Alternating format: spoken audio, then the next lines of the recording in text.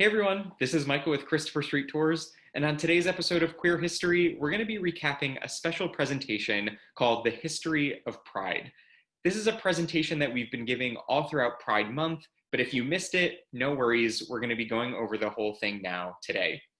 Before we get started, I do want to share my contact information here. You can see on the screen, it's michael@christopherstreettours.com.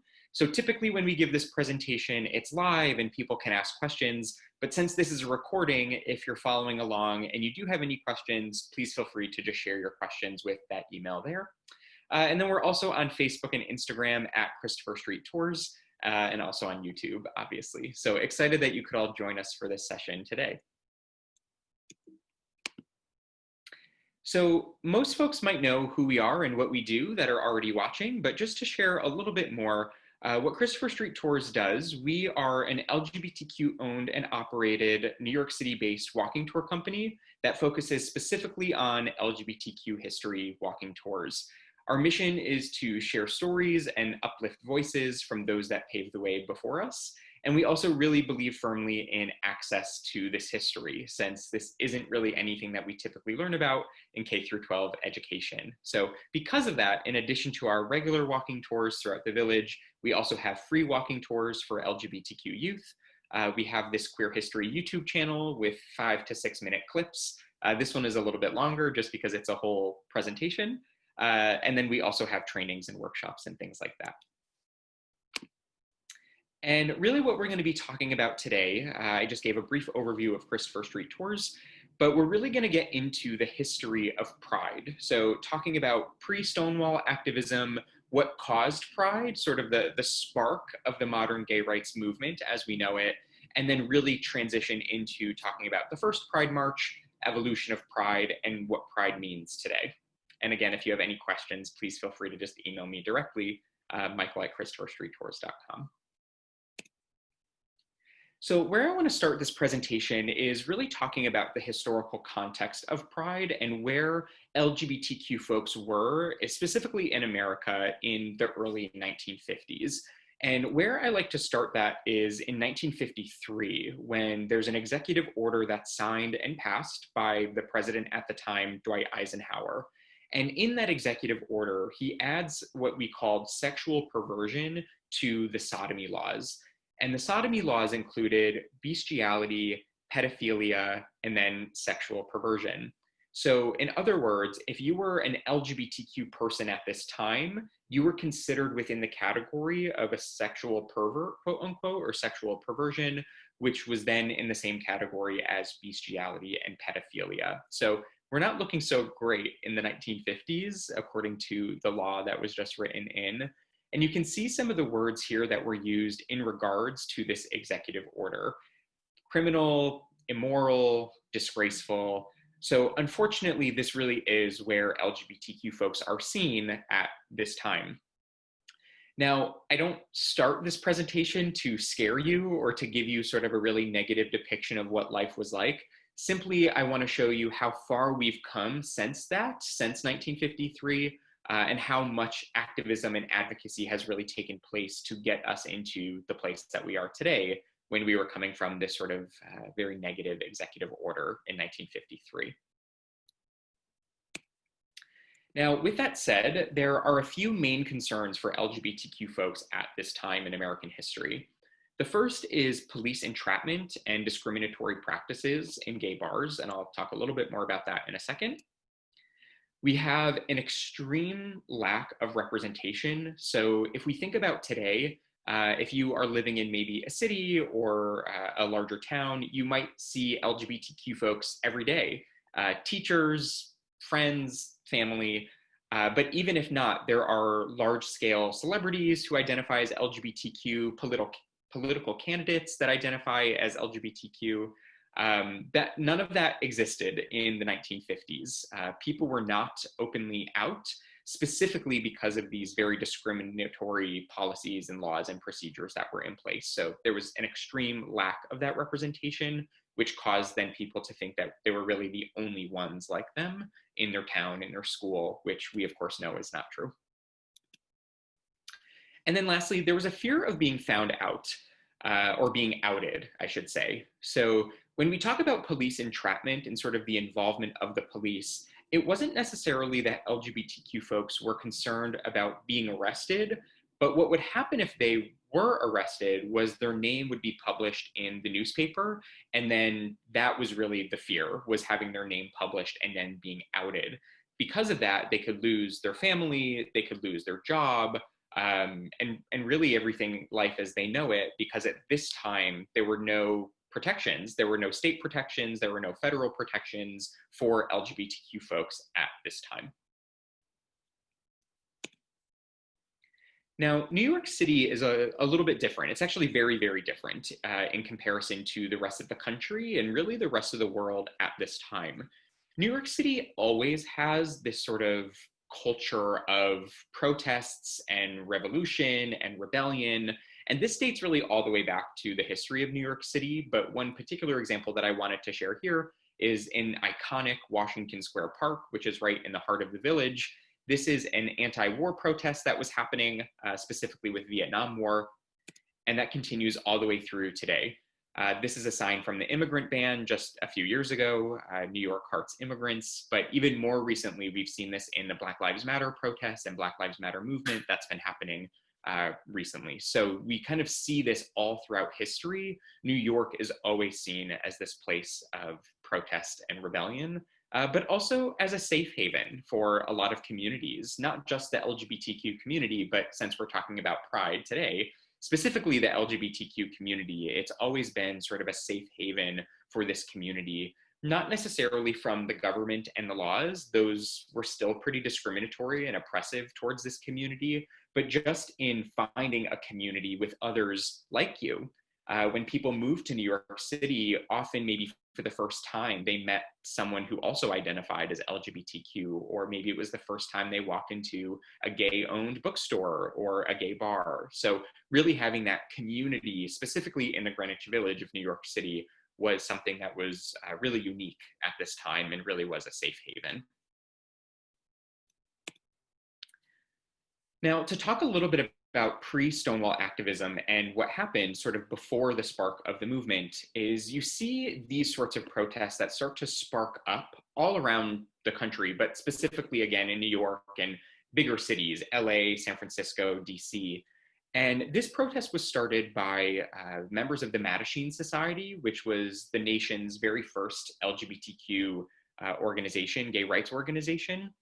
And I mentioned that there were discriminatory practices in gay bars or just in bars in general. And what that looked like was if you were a person that was perceived to be part of the LGBTQ community, then they could deny you service. So in other words, if you were a man that maybe was more feminine or a woman that was more masculine presenting, then someone might think you were LGBTQ and had the right to deny you that service.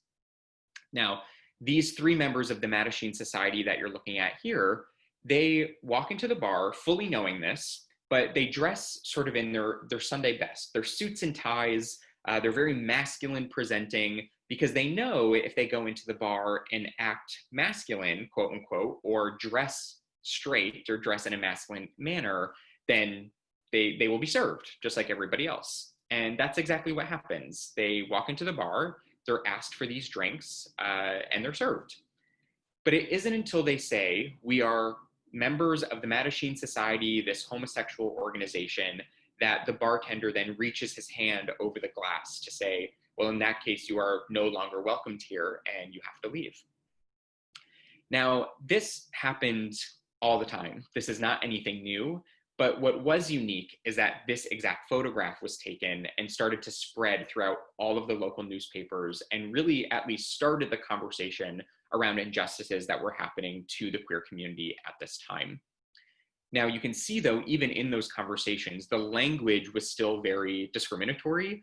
It says 3 deviates invite exclusion by bars. So again, using that sort of deviant terminology still wasn't seen in the best kind of way. Now, this protest, if you want to do more research, it's known as Julius, the Julius Sip-In, and it occurred in 1966. Now, I want to give you a side-by-side comparison of these two photos because when we think about the face of activism, specifically LGBTQ activism, these two photos show two very different demographics of who was sort of at the front of activism. In 1966, we have the first photo, which are three white, masculine presenting men, cisgender men. But just 3 years later, when we hit the Stonewall Uprising, we see this photo. Both are by the same photographer, Fred McDarrah. And in the second photo, we have a much younger crowd, a much more diverse crowd. There's people of color, there's trans folks, there's people that are on the gender nonconforming spectrum. So really, how do we get from the first photo in 1966 to such a drastically changed and drastically different face of the movement just a couple short years later? And I'll talk about that as we go. And really where that answer lies is in the Stonewall Inn, which is a gay bar in Greenwich Village, right around the corner from Julius Bar. And the Stonewall Inn opens in 1967 by the Genovese mafia family. And some folks might be surprised by that there was mafia involvement in gay spaces. But that was actually pretty common and pretty typical during this time, that the mafia would be involved in these spaces, mostly for financial gain and financial profit, because technically in 1967, it was illegal to own and operate a gay bar. So for the mafia to come for the mafia to come and be involved in this, they knew that they could charge whatever they wanted, and people really had no choice but to pay that amount. So there was extreme financial exploitation and financial gain that was happening, specifically towards LGBTQ folks and the mafia. But there are pros and cons to this, which also might sound weird. But the mafia didn't really care who you were or what you looked like, as long as you could pay to get in. So for the first time, you have younger LGBTQ people, people of color, trans folks, drag queens, who aren't being turned away from these public gay spaces because they figured out the means, however they could, to pay to get into Stonewall, and then they were allowed into this space. So that's really how the face of the movement changes so quickly within Stonewall, is simply because the mafia didn't really care about how you identified or how you presented, as long as you could pay to get in. Now that leads me then into the Stonewall Uprising, or the Stonewall Riots.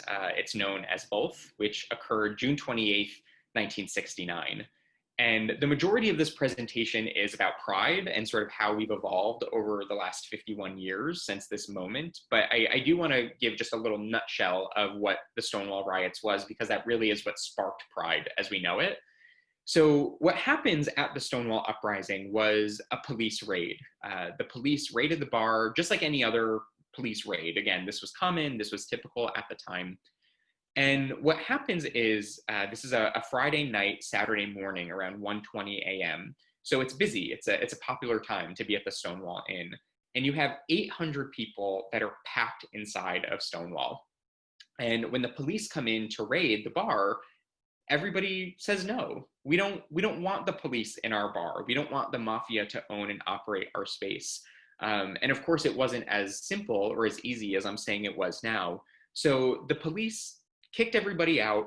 But what they said, what the LGBTQ patrons at the bar said was, well, if we can't dance inside, if we have to leave, then we're not going to go anywhere else. We're not going to go home. We're not going to go and try to go to a different bar. We're just going to stay right here. If we can't dance inside, then we're going to dance outside. And that's exactly what happened. You have 800 people that are lining Christopher Street, which is where the Stonewall Uprising occurred. That's where Stonewall Inn is located. You have 800 people on the street singing, dancing. They form a kick line. So the first little bit is actually pretty fun and pretty jovial, until the police come out and things start to get a little bit more violent. People find bricks from a nearby construction site and they throw the bricks at the police officers. The police officers are beating unarmed young LGBTQ people. And there's sort of this violence back and forth.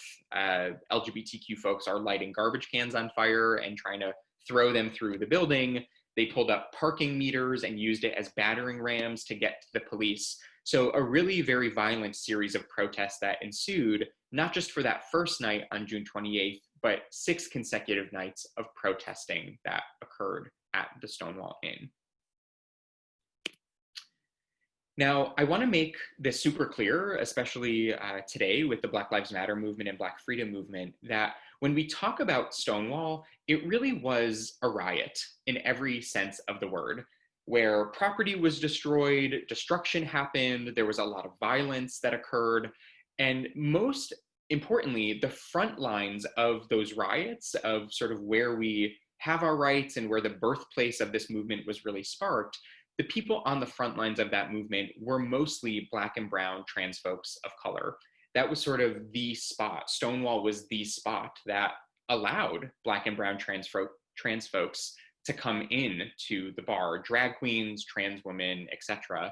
But 2 people particularly were Marsha P. Johnson in the yellow and Sylvia Rivera, who's standing next to her, both who are trans activists, women of color, who fought for gay liberation and LGBTQ rights before Stonewall, at Stonewall, and then years and years after Stonewall. So I think that's just super important to remember.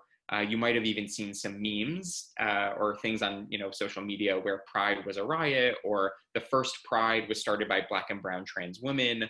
All of that is correct and accurate and relates back to the demographic of Stonewall, but specifically Marsha P. Johnson and Sylvia Rivera.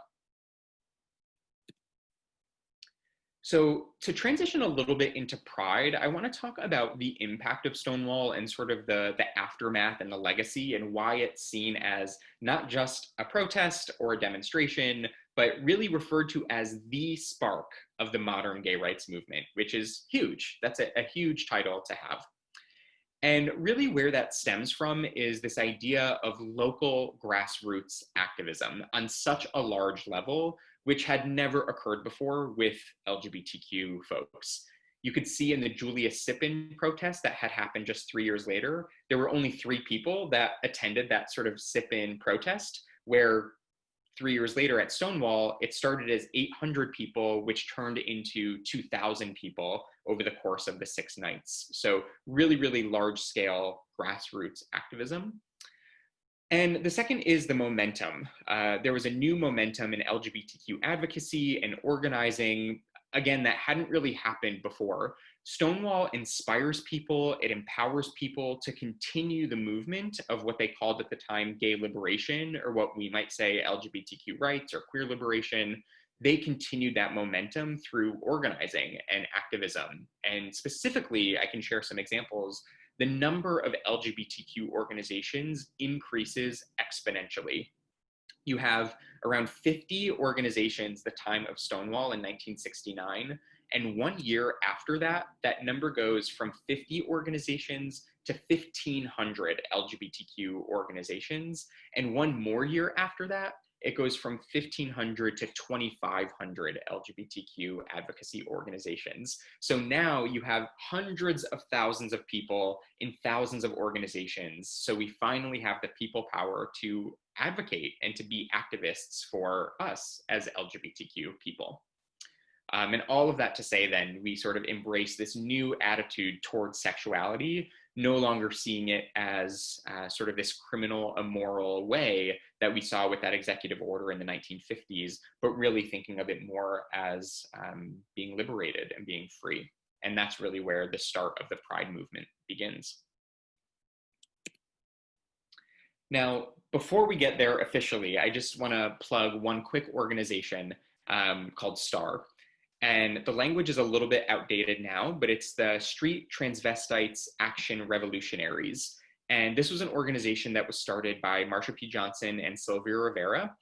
And it was the very first trans advocacy organization, which I think is amazing in the history, just that fact alone.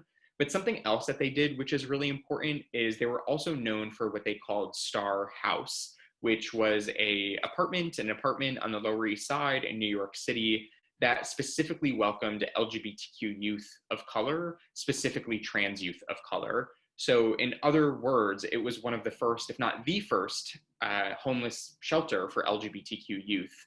And even though STAR doesn't exist today in the same kind of way, it really laid a very important blueprint and foundation for all of the organizations that do that work today. So you can see sort of the lasting impact that Stonewall had, which created these organizations like STAR, which then created all of these products and services and resources that we have today as a community. So a really long-lasting impact. And transitioning a little bit more sort of specifically onto Pride and what Pride means, I want to transition into this group of four folks. We have Fred Sargent and Craig Rodwell, Linda Rhodes and Ellen Broidy, and they are four activists involved in different organizations throughout the movement. And a few months after Stonewall, Stonewall is in June of 1969, so that same year in November, they go to this conference called the Eastern Regional Conference of Homophile Organizations, which is basically just a long fancy way to say all of the LGBTQ groups got together at this conference and just talked about most important issues that were facing the queer community at this time. And at this conference, this group of activists proposes a demonstration to be held. And you can read through here. They propose this demonstration the last Saturday of June in New York City to commemorate the spontaneous demonstrations that happened on Christopher Street. So in other words, the Stonewall riots, which again happened on Christopher Street. That's where the Stonewall Inn is located. And they wanted it to be called Christopher Street Liberation Day. They say no dress or age regulations shall be made. This is really important because if you remember at that first protest photo I had showed you, where the men sort of had to wear very masculine suits and ties and the women had to be wearing dresses or feminine attire, this group essentially says, we don't want that anymore. We want people to show up in their true authentic selves. You can be in drag, you can be masculine or feminine, it doesn't really matter. We're not gonna regulate your age, we're not gonna regulate how you dress. So that was sort of the start of this new sense of liberation. And then the last point is that they hold a nationwide show of support. And this passes with flying colors, with the exception of a couple of organizations, I will say. So it wasn't 100%, but it did pass through. And that's where we have the very first Christopher Street Liberation Day. Now, folks that have been to New York or know New York, I think it was cool, so I wanted to add it in here, that they had this march down, or up rather, 6th Avenue, and you can see in the smaller print on this flyer, this gay red lettering flyer, that they ended the march in Sheep's Meadow up in Central Park, which is like still a really great popular spot today for picnics or for people to hang out. So I thought that was kind of cool that they ended the march there. But this essentially is the very first Pride March, the very first Pride Parade, but it was then called Christopher Street Liberation Day. And at this time, it was very, very much a protest march. And the first one happens June 28th, 1970, so 1 year after the Stonewall riots. And it starts as a commemorative march to the Stonewall Uprising. So that's the point, is to remember and to commemorate what happened at Stonewall that year and every year since. It's an annual tradition that's spread across the country and across the world.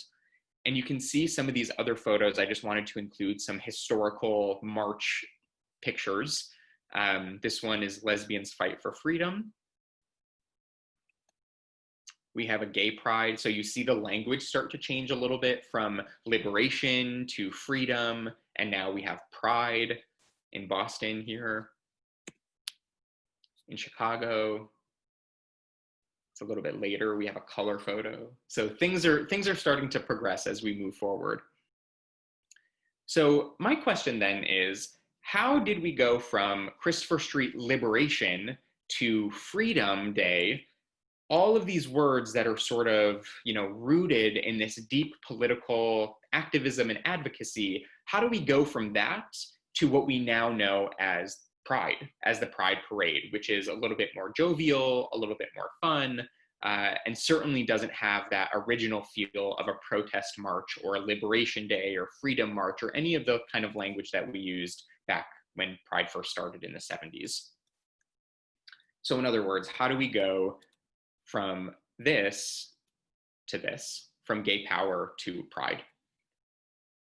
And for folks that might not be familiar, the woman, I do want to highlight her work. This woman, her name is Brenda Howard, and she is a bisexual activist who is most likely known as the mother of Pride, which is an amazing title to hold, but she holds it well. And how Brenda Howard continued the Pride movement was not just thinking about the one march that existed, but really thinking about what this could be. She was the visionary of Pride and really helping to expand what Pride was. So she had the idea first to take the one event of the Pride March and turn it into a week-long series, so a Pride Week or a Liberation Week full of other protest marches or protest events rather, but also celebrations. So she sort of was the first pioneer in that way. And I should also say too, specifically around the language, at the time, it was thought of as a potential gay power march or gay power day. But relatively speaking, at this time, gay people and all LGBTQ people really had very little power, political power, any kind of power. So, what the organizers thought maybe everyone could have was pride. They could have pride in themselves, they could have pride in the community, and that idea was really resonating with folks at that time. And I should also mention this too, that when the language started to transition, still that idea of having pride in yourself as an LGBTQ person or having pride in LGBTQ community, that was actually still pretty radical and pretty brave and courageous to feel that kind of way. So although there certainly has been a shift between these gay power political demonstrative marches, the language of pride was still pretty political at that time, even in the later 70s and early 80s at the height of gay liberation all throughout this time.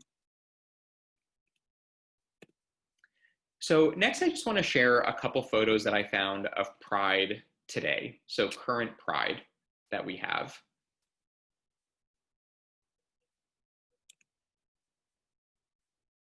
And there's this new, actually not new, there's this term that has sort of sprouted, relatively new since the very first Pride marches that happened.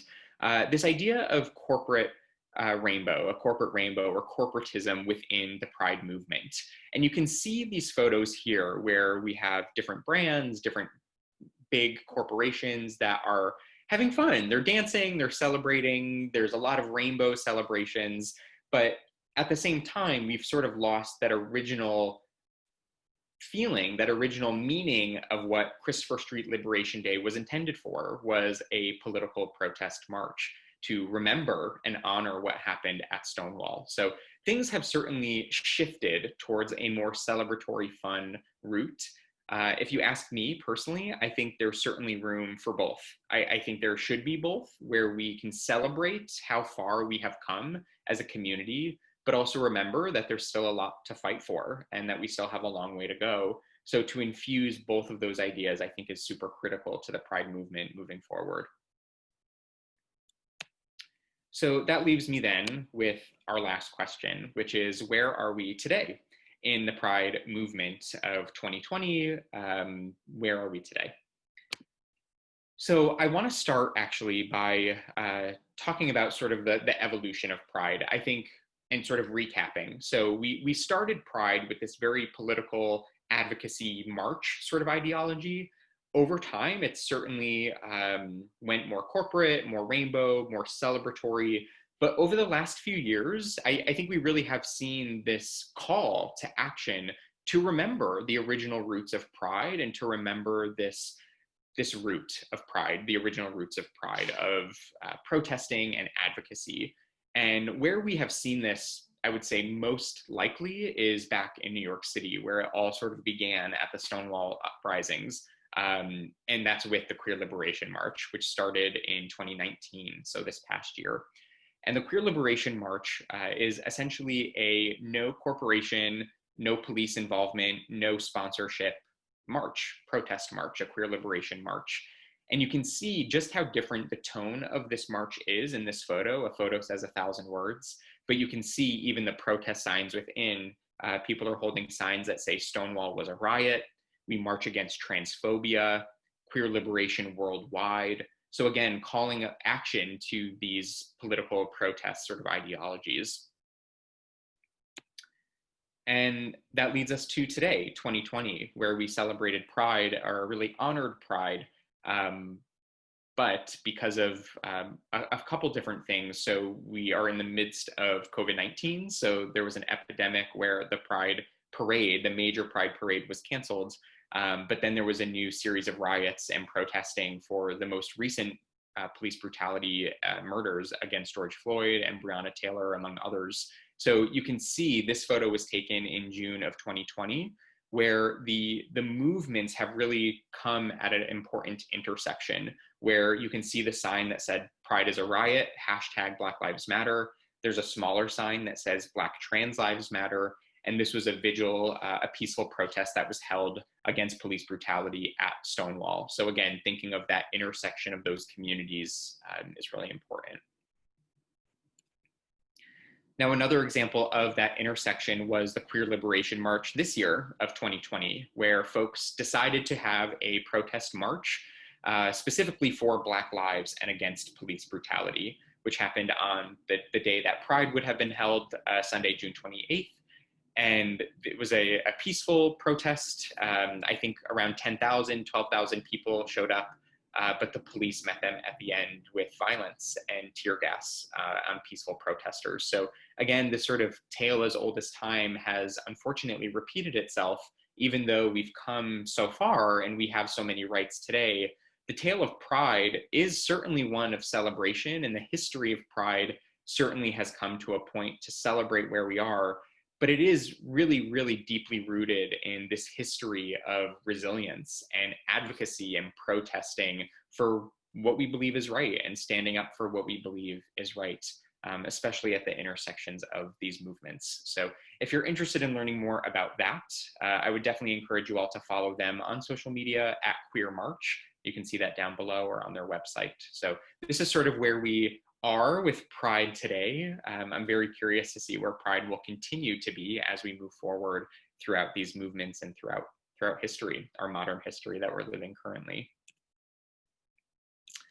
And then I just wanted to share a couple quick resources with you all. If this is something that is interesting to you, or you're wondering how you can support, or just information and education, I've talked a little bit today specifically about the intersection of Black trans lives, where at the beginning of Stonewall, or at Stonewall, really the people on the forefront of that movement were Black trans women.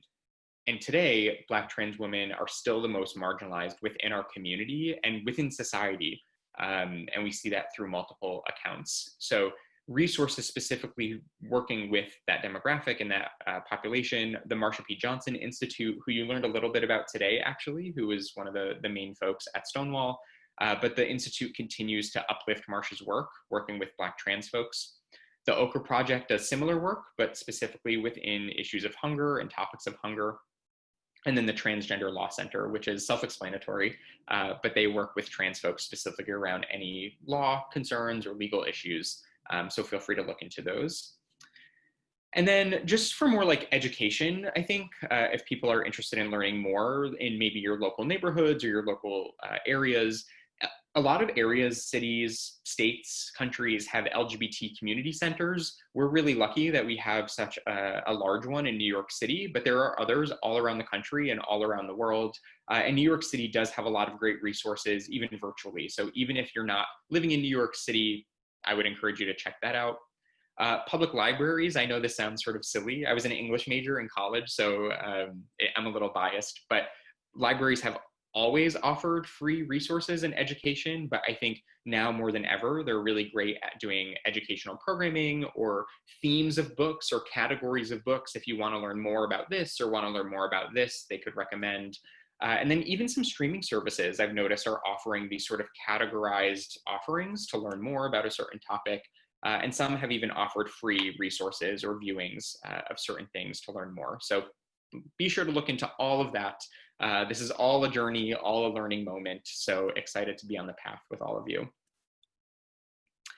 And with that, that concludes this extended queer history episode with the history of Pride.